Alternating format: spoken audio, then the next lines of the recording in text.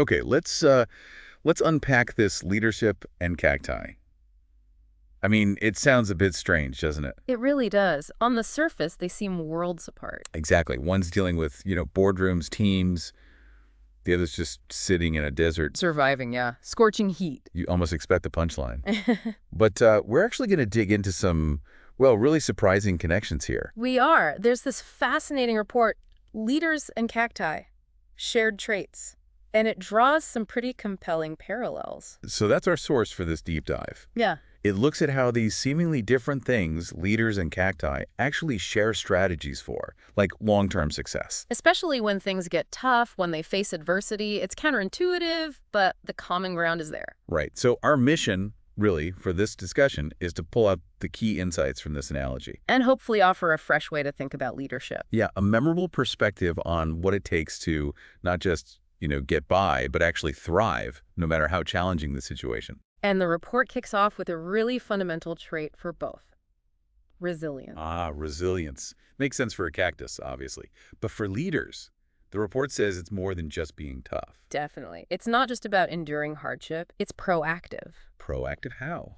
Well, it's about anticipating disruptions, adapting when they hit, recovering effectively, and crucially, learning from it all to shape future strategy. So it's a cycle, almost. Yeah. Getting stronger through the challenges. Exactly. And this ability comes from several key things the report mentions, like pragmatic idealism. Pragmatic idealism. Okay, so seeing reality clearly, but still holding on to that positive vision. Precisely. And paradoxical thinking, too. Paradoxical thinking, like what? Like navigating tension, stability versus change, or control versus empowerment. Tradition versus innovation. Leaders have to juggle those constantly. That really rings true, doesn't it? You need that vision, but you have to deal with the day-to-day reality. And yeah, constantly balancing opposing forces. And there's perseverance, just sticking with it. Good old grit. And courage. Especially, the report notes, the courage to face the fear of change. That's a big one. Huge. Change can be really unsettling. The report also mentions adaptability and flexibility, right? Absolutely. Being able to pivot, adjust strategies, find different ways to solve problems, not getting stuck. And emotional intelligence comes in too. Empathy. Critical. Yes. For team cohesion, for trust. You need that foundation, especially in a crisis. Yeah, you really do. And self-awareness. Knowing your own impact. Understanding your strengths, weaknesses, how you come across, especially under pressure. Plus, keeping that purpose clear. Communicating effectively. Right. Clear vision, clear expectations, really listening. And being decisive, learning continuously. It's a whole package. It really is. The report uses this analogy. I like the bob and weave from boxing. Oh, yeah, I saw that. It's a great way to picture it. It captures that dynamic aspect, doesn't it? It's not just standing there taking hits. No, it's active. It's about dodging the blows, adapting to change, seizing openings, the opportunities. Recovering quickly from setbacks. And maneuvering to a better position, all while protecting your team and keeping the goal in sight. I love that image. Strategic movement, not just toughness. The report also mentioned being realistic but optimistic. Yeah, acknowledging the challenge but focusing on solutions, having that strong locus of control, focusing on what you can influence. And it's not just the leader alone, is it? It's about building that resilience in the whole team. Exactly. Fostering that adaptive mindset, learning from setbacks together. Okay, so that's the leadership side of resilience. Now, the cactus. How do they manage in those, frankly, brutal environments? It's incredible, really. The report details their adaptations. First up, those thick stems. Right, they look fleshy. They're basically water storage tanks, absolutely crucial for surviving long droughts. Makes sense. What else? They have that waxy coating, the cuticle. Ah, like a sealant? Pretty much. It minimizes water loss from evaporation under that intense sun. And then the obvious one, the spines. For defense, I always assumed. Keep animals away. They do that, yes, but the report points out they're actually modified leaves. The modified leaves. Yeah, with a drastically reduced surface area. Yeah. Again, all about minimizing water loss through transpiration. Every drop counts. Wow. Okay, so stems store water, wax stops evaporation, spines reduce transpiration. It's all water conservation. And the roots, they often have a dual system. It's a system. Shallow, widespread roots to grab rainwater quickly when it does fall. Okay. And often a deep taproot going way down to reach groundwater. They cover both bases. Smart. Prepared for anything, basically. And their photosynthesis is special, too. CM photosynthesis. BM. What's that? Crassulation acid metabolism.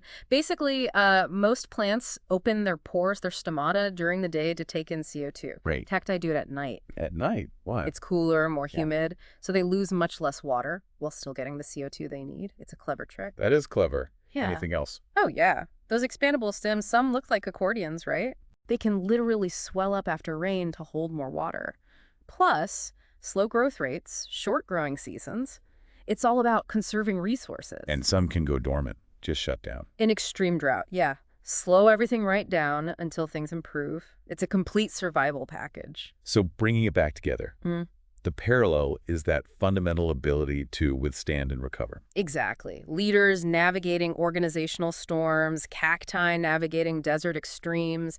It's about managing resources effectively. Storing reserves, trust, and skills for leaders, water for cacti. Minimizing loss, managing risks for leaders, the waxy skin and spines for cacti. And that efficient use of what's available, that drive to keep going, that's resilience for both. It's foundational. Okay, so resilience is key, but the report also stresses adaptability. Right, which feels closely related, but maybe more about responding to change specifically. Precisely. The report calls it a cornerstone of leadership today. Things change so fast. So adaptability is that flexibility, that agility to bounce back, protect the team, pivot strategies when you need to.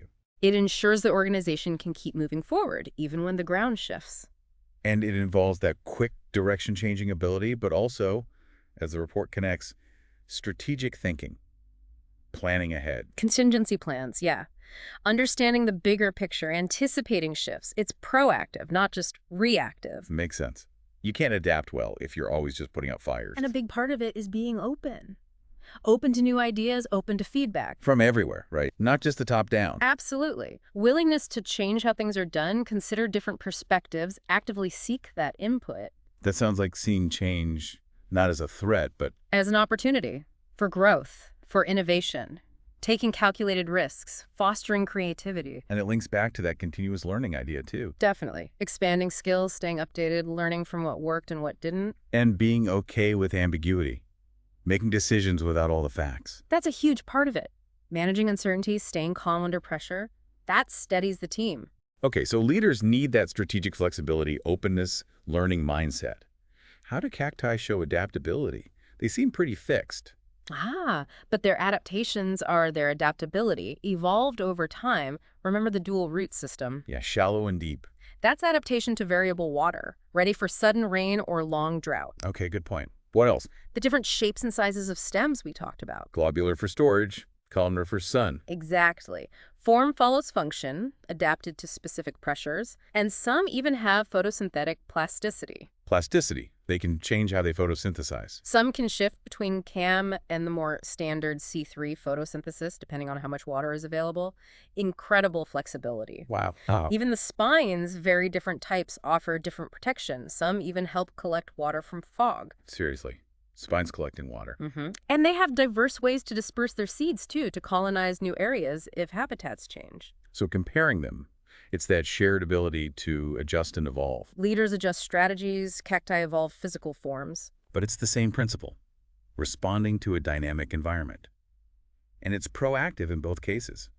Leaders anticipate, cacti have features ready. Prepared for change. It's fundamental. Okay, so we've got resilience and adaptability. The next theme in the report is about providing and protecting. Right. How both leaders and cacti nurture growth and defend against threats. Let's start with a leader providing.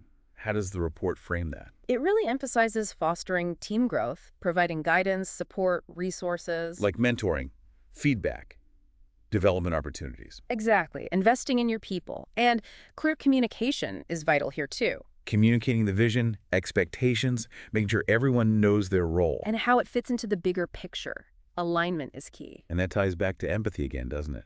Active listening, creating a supportive culture. Absolutely. Making people feel valued, respected, included, especially when things are tough. And practically speaking, ensuring they have the tools, the info, the systems they need, removing roadblocks. Yes, clearing the path for them. And empowering them, delegation, trust, autonomy, that unlocks potential. Okay, so leaders provide growth, support, clarity, resources, empowerment. How does the cactus provide? It seems so self-contained. Surprisingly, they play a vital role in their ecosystem. The report details this well. They offer refuge. Refuge. Yeah, nesting sites for birds, think Gila woodpeckers and saguaros. That- Other birds build nests among the branches. Ah, okay. Shelter. Even the spines and pads offer cover for small animals from predators or the elements. Right. And food. Definitely. Nectar in the flowers for pollinators, bees, birds, bats. That's crucial for other plants, too. And the fruits. Eaten by lots of animals, which then helps disperse the cactus seeds. It's all connected. And I guess in an emergency, the water inside is a resource too. It can be, yes. So they provide shelter, food, pollination support, water. Quite a lot for a plant. Okay, that's the providing side. What about protecting? How do leaders protect their teams? The report uses that bumper analogy again here. For bumper, like absorbing shocks. Exactly. Handling negativity constructively, shielding the team from unnecessary external interference or stress. Taking ownership of problems, maybe. Yes. Yeah. And cultivating psychological safety. Ah, that term again. Creating a space where it's safe to speak up, take risks, even fail. Precisely. That's a core protective function. It allows the team to function without fear. Okay. And cacti protecting themselves. That seems more straightforward. It is, but still impressive. Spines are the obvious physical defense against being eaten. Can't argue with that. The waxy coating also protects against pests and environmental stress. Why, the sealant effect again. Some even have chemical defenses compounds that taste bad or are toxic. Little chemical weapons. And some use camouflage to avoid being seen at all. So the parallel holds. Leaders nurture with guidance and resources, like cacti, provide nectar and shelter. And leaders protect their teams from harm, like cacti defend themselves with spines and chemicals. Both crucial for well-being and survival in their systems. Which leads nicely into the next point in the report. Diversity. Just like there's no single type of cactus. There's no single right way to lead, exactly. Yeah. The report stresses that leadership isn't one size fits all. No, it's a spectrum of styles, and what works best depends on the situation, the task, the team. And it connects back to those traits, right? Decisiveness might lead to a more directive style sometimes. While empathy might lean more towards a servant leadership approach. The report lists the common styles: autocratic, democratic, laissez-faire. Transformational, servant, the usual list. The key takeaway is that effectiveness is contextual. Just like cacti, the report mentions there are over 2,000 species. Yeah, an incredible range. Different sizes, shapes, spines, flowers, habitats. You've got the giant saguaro, providing shelter, reaching high, then the widespread prickly pear. thriving lots of places, edible fruit. The epiphytic Christmas cactus living on trees in rainforests. Totally different environment. And the stout barrel cactus, the master water storer, each uniquely adapted. So the analogy here is pretty direct. Diverse cactus forms for diverse environments. Diverse leadership styles for diverse organizational contexts. You could almost match them up, couldn't you? Like a strong, stable leader is like the saguaro, providing guidance. Or an adaptable, resilient leader is like the prickly pear, thriving anywhere, producing resources. A nurturing leader is like the cactus, providing shade and attracting pollinators, fostering growth. And maybe a leader focused on efficiency and stability is like the barrel cactus, conserving resources carefully. It works. Different environments, whether deserts or organizations, need different approaches to succeed. That's the core idea. Diversity is strength in both cases.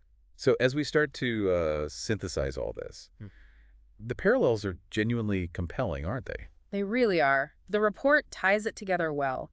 Resilience through resource management and adaptation. Adaptability by adjusting strategies or forms. Providing and protecting, nurturing and defending. And that diversity of approaches depending on context. The common thread is thriving in tough conditions. Strategic resource management, resilience, adaptation. Leaders managing team energy and skills, cacti managing water. It's fundamentally similar. And both play vital roles, leaders for organizational success, cacti for ecological balance. It really highlights those core principles. Yeah. Endure, adapt, contribute, even when things are difficult. The summary table in the report is quite useful too. It is. It lays it all out clearly. And the conclusion is that this analogy, unusual as it seems, gives us a really memorable way to think about leadership. That idea of the inner cactus. Yeah, that effective leaders kind of embody that ability to endure, adapt, and provide, even when the environment is harsh. It's built in.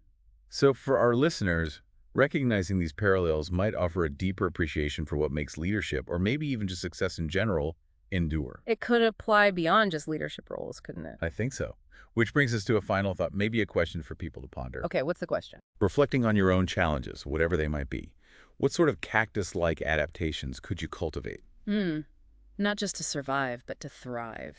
Exactly. What specific actions, what mindsets, inspired by these resilient, adaptable, providing plants and leaders, could you adopt? That's a good one to mull over. What's your inner cactus strategy?